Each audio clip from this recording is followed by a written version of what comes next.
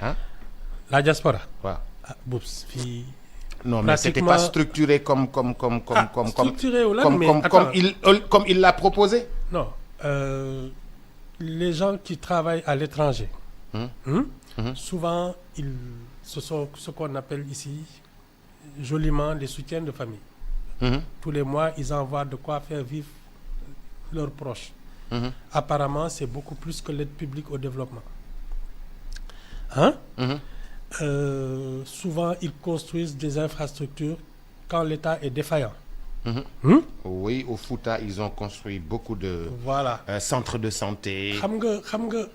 Et c'est là que on revient à la base de départ. Boubs.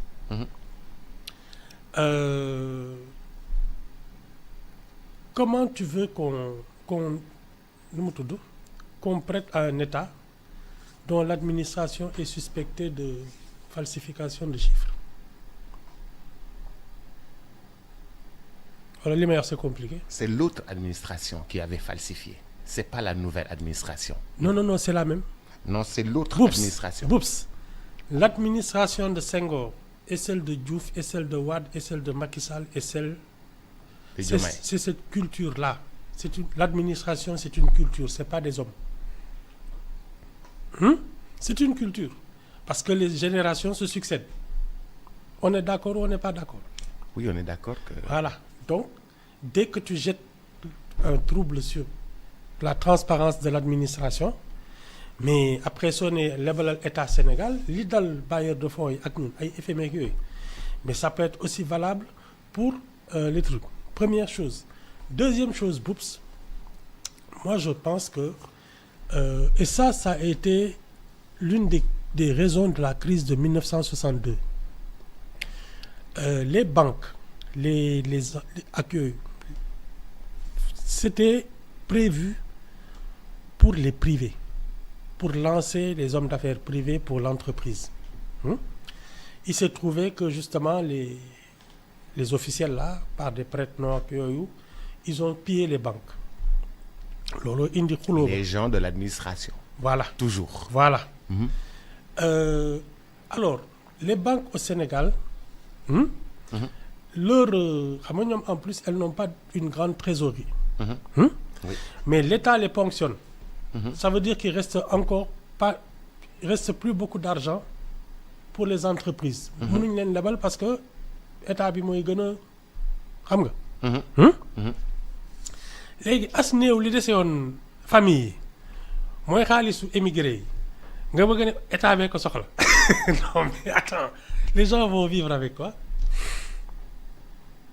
C'est pas une bonne idée. Mais Ibou, si on veut, par exemple, li nga xam ni moom moo di diaspora bi gunge réew mi dimbali réew mi diaspora bi yàgg naa dimbali réew mi noonu nga ko waxee mais de façon formelle maintenant boo xam ni yow da ngay bokk ci épargne publique bi nga xam ni moom la réew mi woote. nga xam ni yow loolu nationalisme la. loolu nationalisme la. Attends, Boubs, avant que tu ne donnes de l'argent à un État qui a un train de vie, qui ne meurt pas de faim. L'État ne meurt pas de faim. Non, mais tu fais vivre ta famille. C'est parce que justement le travail ici est mal payé, les gens sont fatigués, ils sortent de ce pays pour soutenir leur famille. C'est la double peine. Moi, ce que je comprends, c'est que l'État a des partenaires financiers, techniques, depuis plusieurs décennies, depuis que le Sénégal est là. C'est cette confiance-là qu'il faut maintenir. Maintenant, Boubs, Khalis, si tu veux qu'on te finance, tu présentes des projets. On ne peut pas financer une administration simplement pour qu'elle fonctionne. Tu finances des projets, tu vas avoir un retour sur investissement. Surtout quand c'est l'État du Sénégal. Parce qu'il a une tradition de trucs. Mais Boubs, les privés là, ñi nga xam ne dañuy dundal seen ay waa kër ak di tabax seen kii ak yooyu. Mais si tu prends cet argent-là pour que l'État vive de ça, mais comment les familles vont vivre? Moi, je trouve pas que ce soit une bonne idée. Ibou, moi je trouve que c'est une belle idée mais xaaral ma wax la yow man sama 54% nga bokk. waaw xaaral ma wax la sama raisonnement. ayca Les émigrés doivent soutenir l'effort de l'État pour que État bi mën a investir dans le pays jëm ci kanam État bi et puis mu wane ni yow au moins am nga loo defal sa dëkk boobu ba léegi sa dëkk jàngal na la Mais boobu sa xam dëkk nga- formé na la xam sa nga- dëkk defaral na la ba nga mën a dem à l'extérieur Boobu- nekk fa nit sa dëkk moo la yar yow am na loo war a delloo réew mi Boups waaw sa dëkk su la defaloon doo dem jàng ci àll bi xam-xam bi ngay wut yëpp fii nga koy amee su doon sa dëkk dafa la defal da ngay toog liggéey fii parce que tu trouves un emploi bien payé tu sais pourquoi dans les années 80 y a eu une explosion d'ONG parce que dañu dem ba nga xam ne les gens se disaient tout l'argent pour les projets de développement soo ko versé état bi directement c'est compliqué ils ont préféré justement ce système des ONG qui finançaient des projets de développement. Boups, un état a pour moi a une mission, c'est celle de mettre les privés, les citoyens dans des conditions optimales de travail et de développement. Émigrés yi quand ils envoient de l'argent à leur famille pour qu'elles puissent consommer, pour qu'elles puissent vivre confortablement, mais même ça l'État prélève des taxes dessus li fii loo fii jënd dafa am ay taxes. bu ñu ko yónnee sax fi muy jaar dañ ci état bi da ciy jël taxe bu jëlee taxe ba pare loo jënd am na taxe Oui. boo fayee courant am na taxe Oui. boo fayee ndox am na taxe Oui. lépp état bi jël na ci ba pare waaw après il te demande weccit bi ci des nga jox ko quand même ça fait pas un peu beaucoup. Ibu bul ma convaincre man dama Ibu non dama convaincre ma la dama lay wax li ma xalaat man je te dis voilà comment l'État vit yow da ngay yónnee sa famille tu travailles en Europe. loo leen yónnee te état bi jël ci. ñoom lu ñu consommer état bi jël ci.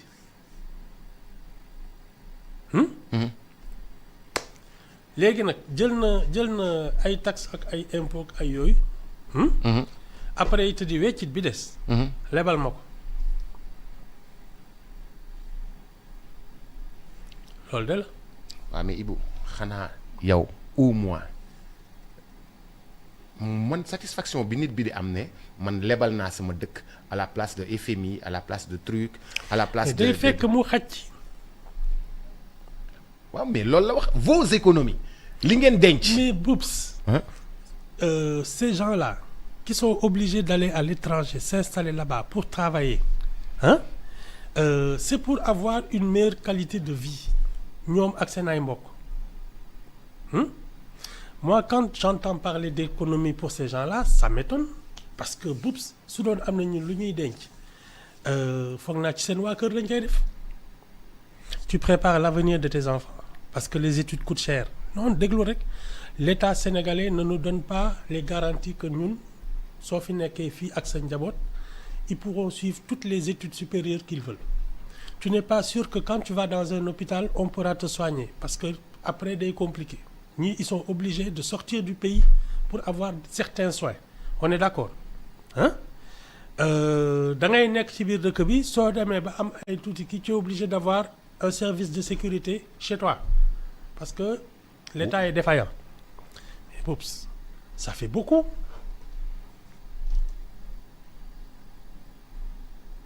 am déet. non da nga yàq sama xel rek. j'avais déjà sautillé mais dama gis ni da ngay. non Boups. man li ma gëm c'est que nous avons une forme de gouvernance qu'il faut réformer, refonder totalement. Assainir les finances publiques là, c'est dans la gouvernance que c'est un problème. Boups, si on gouverne mal, tout l'or du monde va entrer comme dans un puits abyssal. Si on fait les choses bien. Si tu fais les choses bien, da ngay wàññi comment dire ça, même tes charges, tu vas te rendre compte que da ngay wàññi, tu vas permettre aux gens de créer de la richesse et les impôts que tu leur fait payer. Ça te fait fonctionner. man loolu laa jàpp. sama kilifa gi mu ne 75% de l'argent envoyé par les émigrés vont vers la consommation courante et 25% vers l'investissement, surtout vers l'immobilier. C'est donc une fausse bonne idée de penser que l'argent des émigrés peut financer des emprunts de l'État. ah man kat da nga dëgër bopp. yéen grand yi da ngeen maa bëgg a yàq rek. non Boubs. Ouais. C'est pas fait pour ça. C'est pas fait pour ça. Moi, j'aurais compris qu'il y ait des hommes d'affaires sénégalais qui disent nous, on veut. Yirim Sow vient de le faire. On veut investir. Yirim Sow vient de le faire, qui lance des emprunts, des trucs sur son Telium. Ku bëgg ñëw jënd ay actions et puis dans 3 ans, dans 2 ans nga am say intérêt. Moom il crée des banques. Il crée des banques, il crée des hôtels, il crée de la richesse, il crée de la valeur. léegi nag ku mel noonu. Si tu lui permets de créer de la richesse. taxé ko. C'est ça. Mais ki nga xam ne këram sax tabaxagu ko nga naan ko da nga am économie. Mais Boubs, nous on a des problèmes d'avenir pour nos enfants parce que c'est pas l'école sénégalaise là qui va en faire des citoyens. Donc on ne peut pas épargner xaju fi.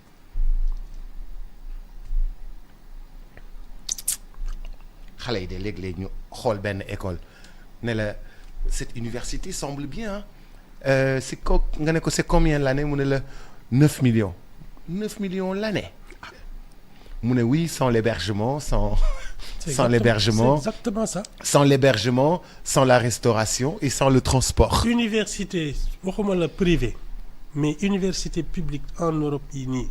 Tu ne fais pas moins de 6-7 millions par an. C'est l'université publique. Voilà. Non, on n'a pas de quoi financer ça. Loolu moom état bi. moom moo war a am une projection comme ñoom seen 2050 boobu. S'il y a de vrais projets, les bailleurs traditionnels vont venir, les investisseurs yi nga xam ne ils ont beaucoup d'argent. Mais Ibou jubóoguñu ak FMI ba tey.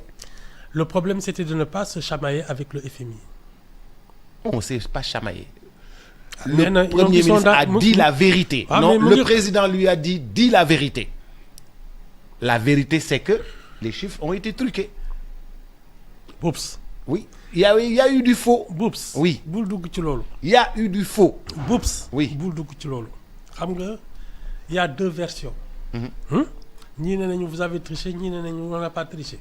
FMI bi mu ngi xaar ba léegi les vrais chiffres. Yemoo foofu. Macky Sall nee na musul tricher. ñii ne nañu dañu tricher. FMI nee na on attend toujours les chiffres.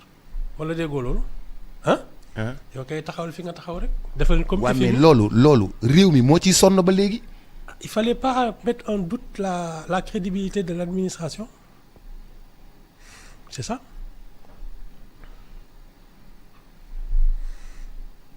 Boubs, l'économie c'est la confiance. Voilà. ñoom ils n'avaient qu'une mission bi ñuy yegsee relancer le travail parce que depuis 2015 le pays tourne au ralenti.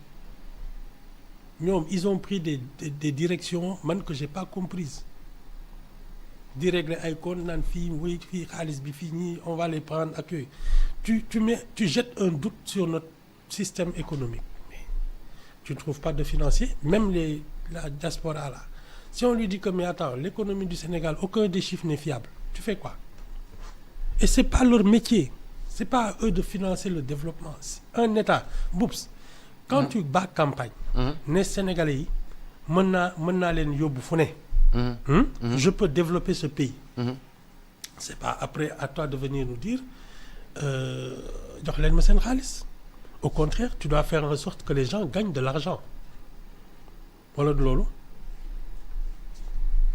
li may wax c'est compliqué. Mais en fait dafa mel ni y a il est en train de demander aux gens de s'appauvrir. Non attends Ibou bul waxee noonu c'est du boobu mooy vocabulaire bu baax bi l'ancien régime là amoon na nu mu doon financer immigré yi di leen lebal xaalis par le biais de FAISE. Une banque, waaw. FAISE, n'est-ce pas? Comme DER la.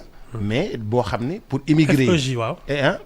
DER comme DER FEJ mais FAISE moo doon pour immigré yi y avait madame Nata. une femme là Nata. mais ñii dañ doon lebal immigré yi ñii ne immigré yi indi leen seen xaalis. dafa mel ni bokkuñu mode de gouvernance ah. Oups. Moi je te dis pour moi la mission d'un nouveau régime c'est de créer de nouveaux riches.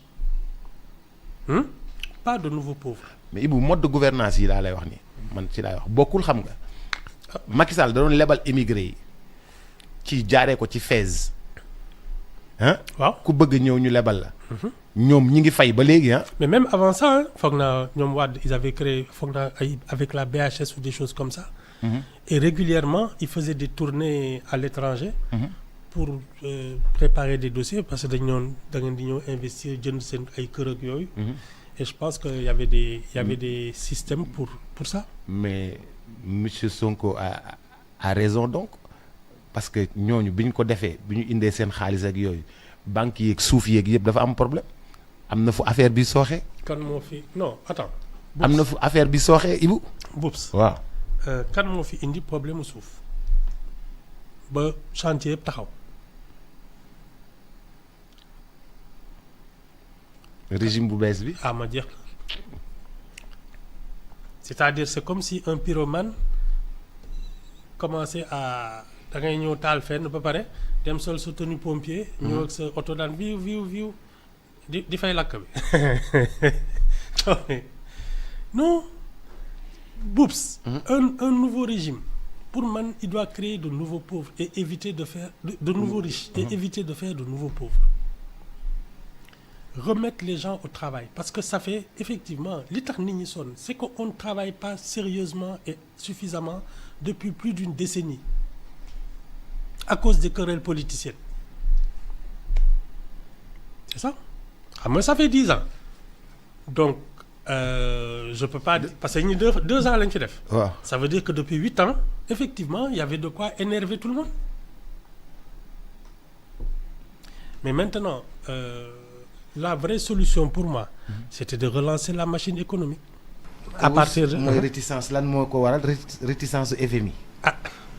nee naa la waxtaan day neex borom kër gi non il faut la confiance du FMI c'est le gendarme de la finance su la nee taxawal xaar.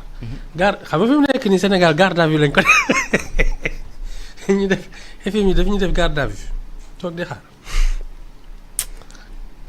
il fallait pas le faire. C'est tout. Bon Ibou xam nga tamit foog ñu. Fallait pas le faire. il faut ñuy def léegi ay. non tu sais. ay déclarations tamit. mais déclaration yi sérieusement Boubs moi je trouve que c'était dans un contexte particulier ay élections ngi ñëw ngay chargé Macky Sall parce que Macky Sall tam il était tête de liste nga yàq deram wax kii ratatatata bon. da nga bëggoon ñu mesurer les conséquences avant. il fallait peser le pour pourtant bi mu koy wax nee naa la yéete lii moom c'est pas des choses à dire c'est bien. mais dans tous les cas on va s'en sortir. non il y a toujours une fin à ça. Soit vous revenez en arrière ne non c'est-à-dire c'était une mauvaise interprétation soit gars yi toog continuer di serrer vis bi ba ngeen dootu leen parce que ay yi ngeen yaakaar ci diaspora bi moom genre Kopar Express yooyu xam nga loolu du sotti du sotti de loolu daal mën na jëndal oto nu mu tudd Guy Marius Sagna waaye mënul yor état du Sénégal loolu de la vous pouvez continuer nag sur cette voie. xam nga les bailleurs sont des institutions qui datent de 45. Elles ont tout leur temps ñoom ak Sénégal. ñoom ak Sénégal elles ont tout leur temps dañuy tegle seen tànk xaar.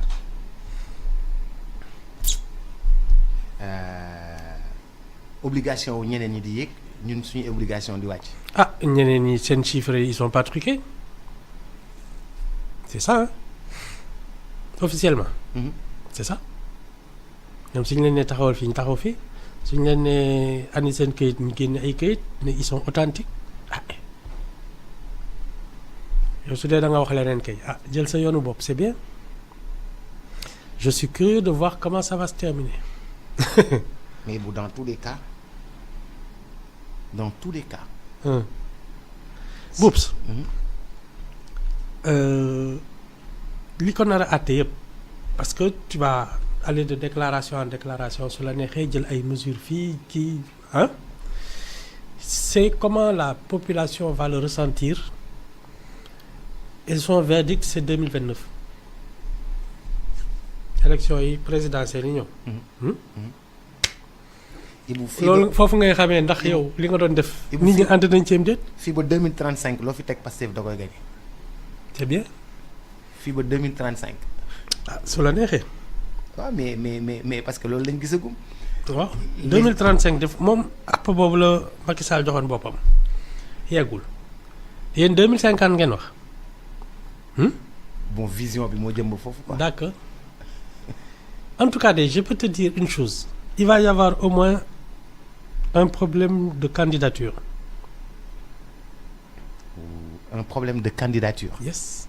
Qui sera candidat? Pour Pastef. Ce sera Diomaye. yéen waxu leen loolu de kii taxaw fi ne kenn mënu ko tere nekk candidat 2029. non moo waxul loolu. c'était avant le rabat d'arrêt. nga bëgg duñu kii ni non mais Boubs xam nga c'est paradoxal mais moi les erreurs les mauvais choix politiques de d'Ousmane Sonko ils se succèdent. mais Ibou tu fais de mauvais choix politiques et tu gagnes à tous mais les il ne coups. gagne pas justement. mais non il a gagné les mais législatives. non defal ndànk rek. il a gagné la présidentielle. il vient de récupérer la ville de Dakar. Boubs waaw il surfe sur une popularité incontestable. Mais il fait de mauvais choix. Qu'est-ce que tu sur la ville de choix? Dakar il s'est trompé.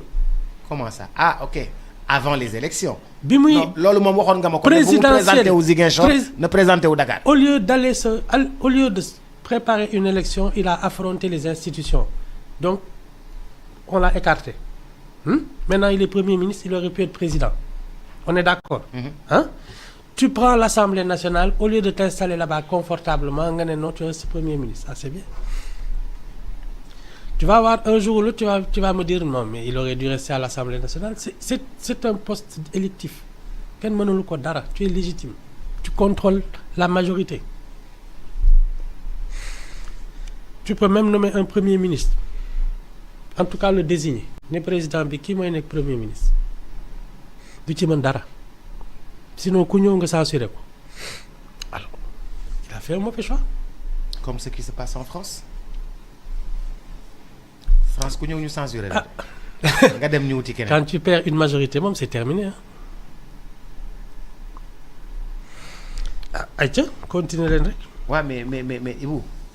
c'est comme les déclarations par rapport au truc c'est un mauvais choix les chiffres truqués là. C'est une erreur. loolu la de. dis-moi. tey. ñun fii ñu toll. xam nga Pastef moo dominé. yow ban opposition nga fi gis fii amul opposition. je ne pense pas que Pastef domine xam nga lan moo il y a un ressentiment général et les gens jusqu'à présent se disent ñun li ñu nekkee c'est le régime précédent. mais Ibou loolu la ñuy gis. waaw mais saa yoo yow ñu ne régime précédent bi moo détourné. régime précédent bi moo détourné régime précédent bi moo détourné régime bi moo sàcc régime bi moo luubal régime bi moo kiiwal kon kay. léegi il faut avoir du discernement entre un parti politique organisé structuré et qui gouverne qui sait gouverner et quelqu'un qui est populaire et qui surfe sur le mécontentement c'est pas pareil. Parce que le mécontentement là soo leen ko fajul fii leeg 2029 il va se retourner contre vous parce que ñi mer nañu ba léegi. ba léegi nit ñi seen mer wàccagul.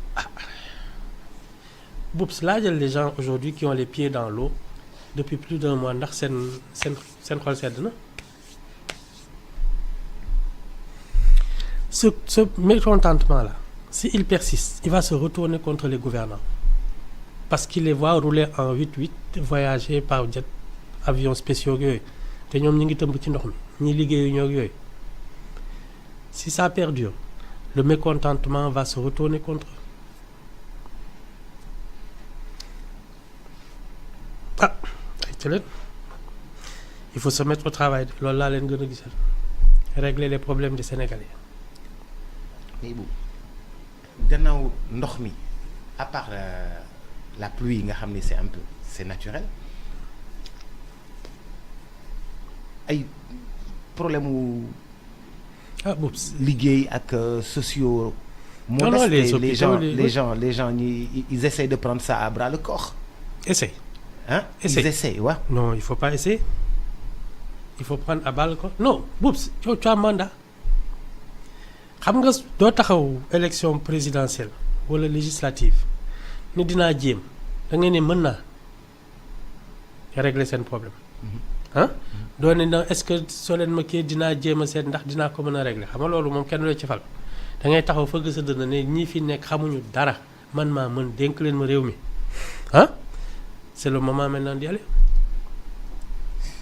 Bon xaw na yàgg de gisaguñ dara nag affaire bi xaw non mi ngi commencé def nag 1 an 8 mois non. ah waaw non c'est tu sais le vrai problème Boubs c'est que ça se conçoit avant même d'être élu. Le projet. Oui. Malheureusement xam nga maa ngi leen naan le débat public c'est des querelles de bonne fontaine xam nga quand tu installes un débat public où on parle des questions sérieuses et des solutions qu'on peut y apporter ne la par exemple l'école voilà comment on la conçoit le système de santé voilà ce qu'on va en faire comment relancer l'économie nga xam ne da nga ciy débat ba tëggante dënn avec les gens qui sont au pouvoir naa leen yéen xamu leen dara nii ngeen koy defee c'est pas normal nii lañ ko war a defee déjà tu as mis en branle ta réflexion donc dès que tu arrives tu la mets à exécution mais ñii je ne pense pas qu'ils aient conçu quoi que ce soit xam nga dañu toog fii ñu ay quelques mois ñu naan projet bi c'est-à-dire ñu ngi koy bind loolu déggoo ko fi en plein conseil des ministres voilà. soobee yàlla sama xel mi doo ko yàq tey. seen guy bi de la. soobee yàlla sama xel mi doo ko yàq tey. waay guy bi. waaw mais Ibou projet bi.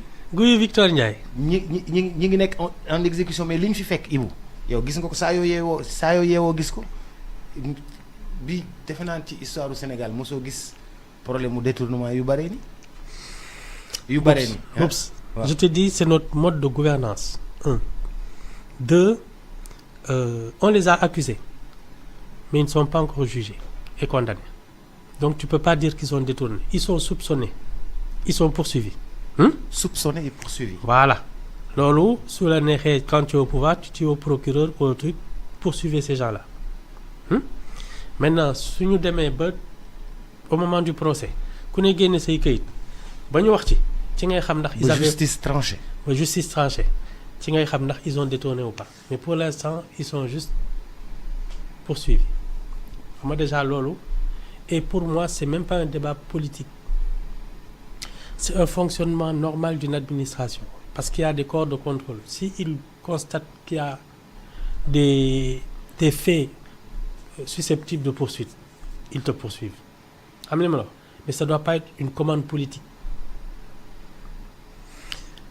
D'abord ça c'est un problème moi je dis et puis dès qu'ils sont arrivés au pouvoir ñoom ils ont voulu remettre en question même notre architecture institutionnelle naan justice bi il faut ñu toog waxaat ci oups on n'a pas ces problèmes c'était une erreur aussi parce que s'il y avait des problèmes avec notre système judiciaire il y aurait pas d'alternance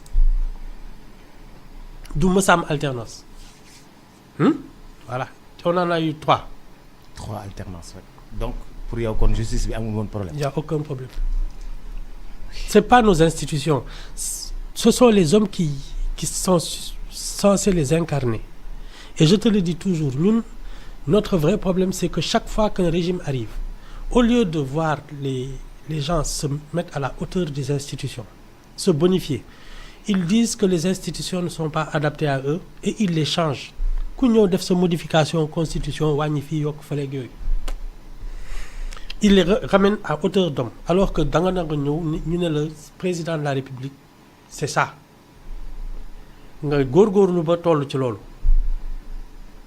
mais pas l'inverse donc déjà la direction qu'on a empruntée n'est pas la bonne.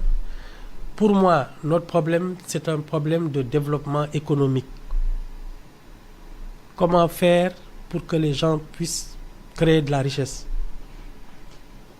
On n'a que ça. Parce que ñi mer, c'est parce qu'ils ont les poches trouées. xam nga Sénégalais boo xam ne guddi gu ne mu reeree ganaar du tal sax voisin. C'est ça? On a des poches trouées. Comment faire pour que les gens là gagnent bien leur vie? Et c'est ça le rôle d'un État, d'un régime. Permettre aux gens de créer de la richesse. Ils sont en train de créer plus de pauvres. Avec tous ces taxes, avec les taxes tout azimut?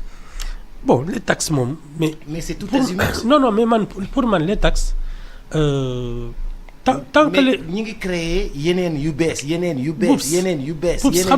Man, ce que je reproche aux taxes, c'est qu'il faut auparavant créer un nouveau système d'enrichissement. Parce que quand tu taxes quelqu'un qui a de l'argent, c'est pas un problème. Boub, soo doon gagner ay milliards tey ñu ne la 25% sax mais tu fais du profit. Mais ça ne te dérange pas parce que tu sais que l'environnement qu'on a créé t'a permis de gagner ça. Donc, tu payes. Mais si l'environnement ne t'empêche pas de créer de la richesse et ensuite, ce que tu arrives à gagner comme ça, bon an, mal an, ñu koy foqati sa loxo, mais c'est un problème. te ñun looloo ñu dal.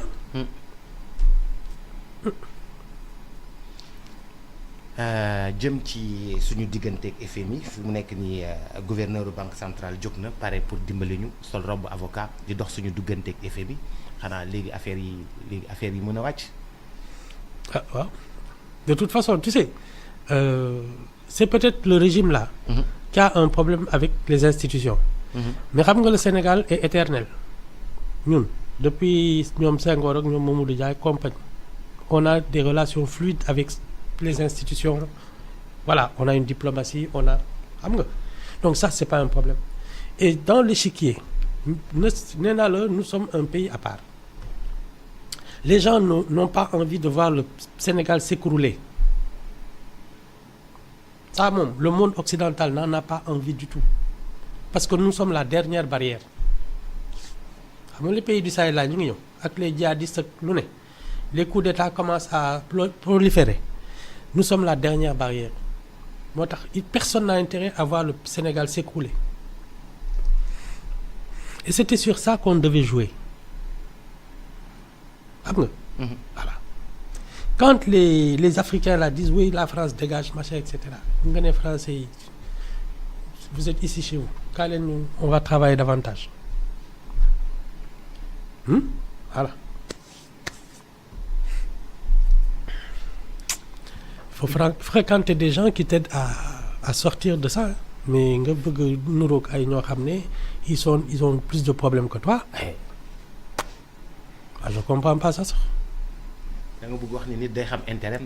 Mais bien sûr, un État, un pays doit connaître ses atouts. Parce que les pays de l'AES, là, Niger, mais nous avons un problème fou. Alors, pourquoi tu voudrais en faire des modèles et des exemples? Pour moi, ils ne sont pas fréquentables. C'est tout. Mais parce que nous avons fait des coups d'État et nous sommes stables. Wow, et puis, non, beaucoup nous ça. Je te dis, nous, on est tourné vers l'Atlantique, l'Occident. Nous, ils sont enclavés.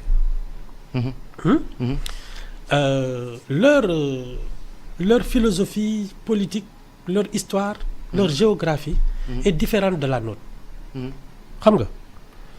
Sont différentes de la nôtre.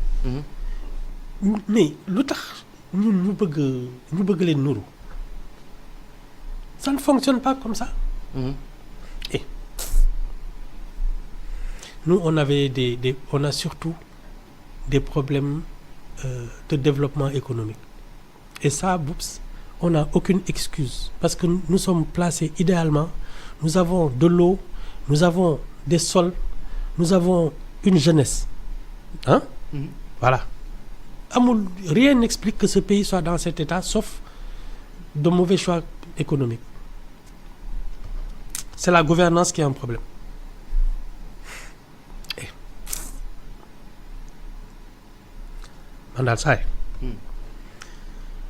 Man, j'ai pas les nerfs assez solides pour être sénégalais, quoi.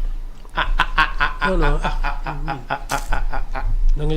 Chaque jour, Ibou bul wax loolu. chaque jour, nous stressons. Les stressés. Je te jure. Mais Ibou c'est normal, français yi même problème la ñu am que ñun, américains yi même problème ak la ñu am que ñun, israéliens yi. Non, ils n'ont pas les mêmes problèmes que nous. ah mais dañoo am ay problème. parce Non. que dañoo instable. Non. xoolal France seen jafe-jafe, xoolal Amérique. Non, seen i Boups, jafe-jafe. Boups. xoolal ñun. Boups. ñun ay problème waaw. Boups, ñooñu, comment dire ça? Ils peuvent réclamer leur souveraineté. Parce que ñoom lépp luy daw ñoo koy defal seen bopp. Français yi ñooy defar seen ay avion, ñooy defar seen arme, ñooy defar li ñuy lekk bay exporter. Voilà. Ñooñu bokkuñu problème ak ñun. Nous, on est incapable de même construire de fabriquer une aiguille. On n'a pas les mêmes problèmes. Et ça n'a rien à voir. Comment? Yo, oui. La France est l'un des patrons du FMI. Am na la. Hein? Nga xam ne ñun fi mu nekk nii ñu ngi seet naka la ñuy jubee ak FMI. C'est pas les mêmes postures. Et waaw mais non, on n'a pas les mêmes problèmes. waaw mais aussi ñoom tam dañoo am problème. Non, ça c'est leur système démocratique. Ils ont voilà. Xam nga, je pense que c'est l'usure du pouvoir avec Macron. Hein. Xam nga soo commencé yàgg ci bëtu nit ñi. Da nga leen di soof. Il perd systématiquement sa majorité au Parlement. Hein? C'est l'usure du pouvoir. Tubaab yi ils vont s'en débarrasser, c'est tout. Waaw. ñu ngi daal ci dëkk bi. jazz de Jazz bi la ñuy déglu. Ibou dama kontaan tey, joie de vivre. Gis naa ni nga sañsee de. non même pas sañse sax. D'accord. xam nga kontaan moom ci xol la. ndax démb damaa lancé woon benn SOS Touba. waaw. benn SOS Touba. tey ci suba ma daal di gis communiqué bi nga xam ni moom la Fonds de solidarité nationale def. ne jëm ci taw yu bari yi nga xam ni. wàcc na ci Touba. ak li ko wër mardi 16 bi. dañoo def lancement wu ay opération de paiement. ci programme li nga xam ne moom moo di inondation yi ne dinañuy jàppale financièrement 2447 ménages sinistrés à hauteur de 461 millions de francs CFA. loolu dama ci bég bu baax a baax ndekete réew mi ak ñuy bàyyi xel ci li nga xam ne moom la ñuy def kon macha allah. À ton avis xaalis bi c'est pour aider les ménages. injecté ko. mais yow Boups. C'est-à-dire li dafa mel ni hors sujet. Les gens ils n'ont pas besoin d'argent, ils ont besoin de sortir de l'eau. Est-ce que nga foog ne xaalis bi mën na leen génne ci ndox mi. Avant de sortir de l'eau il faut def ay tentes lekk nekk fenn ba pare aider les sinistrés nga xam ni seen kër ndox mi da koo nangu ñu jox leen au moins 461 millions à partager pour 2447 familles. Mais Ibou, c'est déjà quelque chose, au moins. Au moins. Man xam nga man li ma jaaxal ci sa compagnie gi. mooy sa gars yi li ñu def baax na. loolu ma jaaxal. non mais Boups. mais man Ibou maa fi doon woote wàllu démb. waaw d'accord mais xam nga pour man les sinistrés là. Ils ont besoin de retrouver leur maison, leur environnement et se sentir en sécurité. Hein? Je ne pense pas que l'argent, dans ce contexte-là, serve à quelque chose. Tu vas acheter quoi pour faire quoi? Ils ont besoin de retrouver leur environnement naturel et normal. Mais Ibou man su ma jiite woon armée bi laay yëkkati ñu dem def tente yooyu. tante yi Ablaye Wade defoon fii nii. waaw. wetu Kancaaro. waaw bi jaxaay amee. waaw. def ay tente. yow loolu nga wax xam nga. waaw man noonu laa ko xalaatee. waaw d'accord mais yow li nga wax. bokkul ak def ay tentes wutal leen foo xam ne mën nañ. fa la ñuy nekk en attendant def ay tentes. yow li nga ma wax. dem joxe xaalis ça ne sert à rien.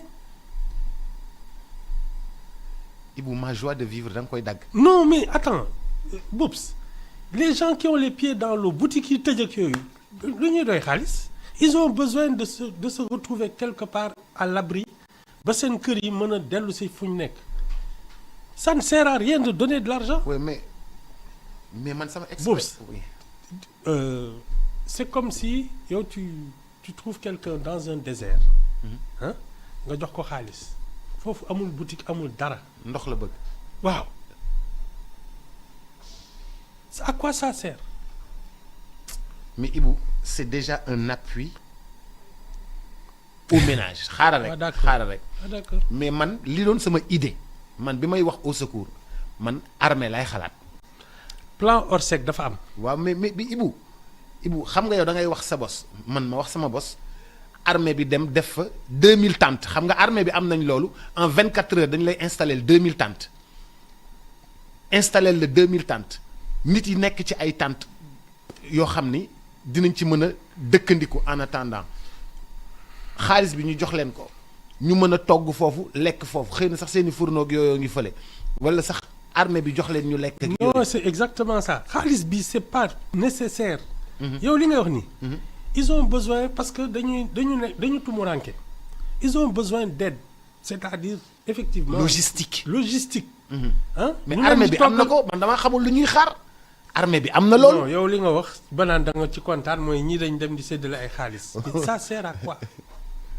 non mais lii bi ma ko gisee dama au moins si voilà c'est un petit geste. mais Ibou armée bi dafa war a jóg dem def ay tàntam teg ay tàntam parce que ñun bi ñu nekkee éclaireur dañuy dem ci àll bi en quelques minutes ñu daal di def 30 tentes ñu samp ko jël suñuy weñ samp 30 tentes ñëpp nekk ci tente bi ñu def suñu camp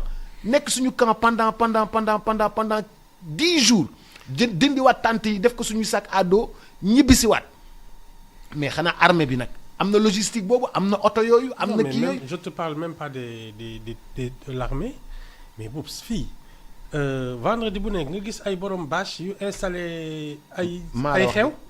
mais alors élan de solidarité doo dem ñu génne leen foofu ci ndox mi teg leen fu wow dugal leen ci ay kii. en attendant mais attends non lii nga may wax moom vraiment xaw ma ban njëriñ la am. ñoom suñu jëloon xaalis boobu. ne ñi nga xam ne ils ont des. jël ko jox ko armée bi. borom bâche yi. waaw borom bâche jox ko borom bâche yi. waaw ñu déménager ñu génne leen ci ndox mi yóbbu leen fu wow. waaw en attendant ñu génne ndox mi defaraat yëf yi. je pense que c'était plus intelligent mais dem jox ay ñoo xam ne boops tu as de l'argent tu as fait quoi. ñëw ñu tëmb ci ndox meeg yooyu nga xam ne boutique yeeg yëpp a tëj. marché amul dara amul. tu leur donnes de l'argent ça fait quoi. Ibou man sama joie de vivre nga yàq. mais non tu sais léegi c'est comme en fait. je pense qu'on n'a pas vraiment conscience du sinistre. ce sont des sinistrés. sinistre. waaw. voilà. ñii fi mu nekk nii am na ci parce que tu sais les eaux là.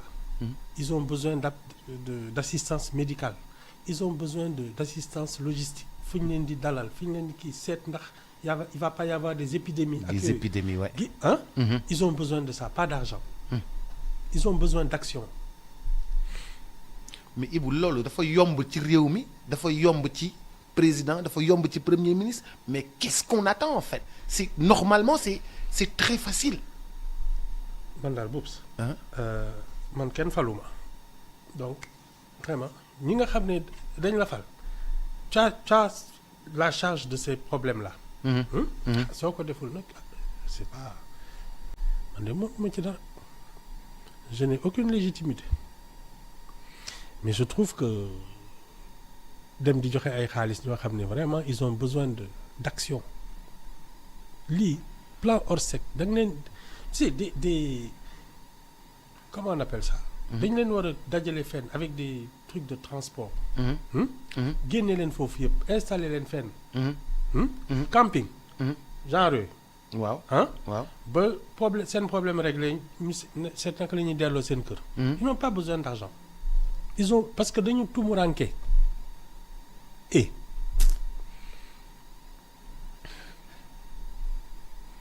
plan Orsec dafa am de.